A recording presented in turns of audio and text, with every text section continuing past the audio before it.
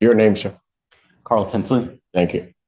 Yeah, just step over. Yeah, there you go. All right. Okay, what are we doing? Your Honor, we ask this matter be set for jury trial. All right. Jury final settlement conference, June 6, 2025, 9 a.m.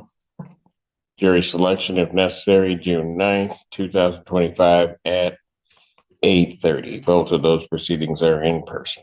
Your Honor, I'm sorry. What I'd like to speak about. Okay, hold on. Yeah, counsel first. I have jury selection Lawrence Buckner in the Ypsilanti District Court on June 9th. Jury selection Yes, Your Honor. before Judge Barr. Yes, Your Honor. It'll be here. Okay. We all select on the same day. All right. So, Your Honor, if I may. nice. So Mr. Johnson and I had a fundamental difference in defense strategy. There's no point in us moving forward together on this case. Mr. Johnson is representing me in circuit court. I've submitted a motion to have Mr. Johnson remove his counsel in that case. Why? Excuse me? Why? Why? Because Mr. Johnson is totally uninterested in this case, in that case, in this case Okay. as well. Mr. Tinsley, you've been before me before, and I'm just going to tell you this. Okay. I haven't known Mr. Johnson necessarily all that long, Okay. but I'm going to tell you for maybe about the past year plus that he's been appearing before this court, there has not been a client that he has walked into this court where he has not been interested in their case and zealously representing his defendant. So I don't believe you. You coming before telling me that about this attorney, I don't believe it for 1 minute. Not 1 minute. I think because you've been before, is that you're probably not listening to him. He is advising you. I can guarantee he's protecting every right you have. And you'd be absolutely to the wrong. Fullest. I have not seen this gentleman has told me he's going to show up to see me countless times at the county jail. He has not. I've been waiting over 2 years for discovery in another case at all. This gentleman doesn't answer his phone. You're making these assertions without having personal experience. I'm done. I'm done. If you want to file a tool for defense. If you want to file, Mr. Tinsley, you're done. You're done. You are done. Yeah, I think I need to respond to the 2-year comment. Mr. Tinsley does have a matter that's been pending for 2 years.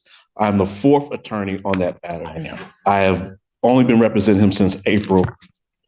When I go to speak to him, he doesn't want to talk about what I want to talk about, Giannis. So I just want to clear that up for the record. And Mr. Johnson, I meant my words sincerely. I've dealt with Mr. Tinsley before. This is a game he plays. So I'm done. All right. You're still on this case, regrettably, but you're still on it. All right. What we just witnessed was more than just courtroom tension. It was a full-blown clash between client and counsel, playing out in real time before a judge who's clearly seen it all before. Let's unpack what happened here, because there's a lot going on beneath the surface. Carl Tinson, the defendant, came into this hearing ready to air his frustrations publicly. He accused his own attorney, Mr. Johnson, of being uninterested and unresponsive, even claiming he hadn't visited him in jail or provided discovery materials from another case. Now, on the surface, that sounds like neglect. But watch the judge's immediate reaction. She shuts that down instantly. Why? Because she's seen both men before. The judge's tone makes it clear she trusts Mr. Johnson's reputation far more than the defendant's complaints. This moment highlights something that rarely gets discussed outside legal circles: the breakdown of attorney-client trust. When communication collapses, everything else follows. A defendant who doesn't feel heard becomes defensive, and a lawyer who's constantly attacked can't effectively advocate. The judge here recognizes that dynamic, and she calls it out directly. Notice how she doesn't sugarcoat her words. She tells Tinson point blank, "I don't believe you for 1 minute." That's not something you often hear from the bench. It's a sign of authority, frustration, and experience. Judges have limited patience for what they perceive as manipulation, especially when they've handled the same defendant multiple times. Then we hear from Mr. Johnson himself, who calmly clarifies that he's only been on this case since April, and that Tinson's 2-year delay claim is misleading. This adds critical context. Defense attorneys often inherit messy, long-running cases, and they're blamed for problems created long before they joined.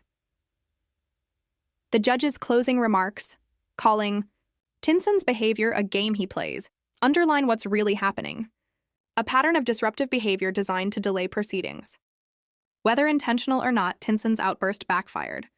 Instead of gaining sympathy, he lost credibility with both his lawyer and the court.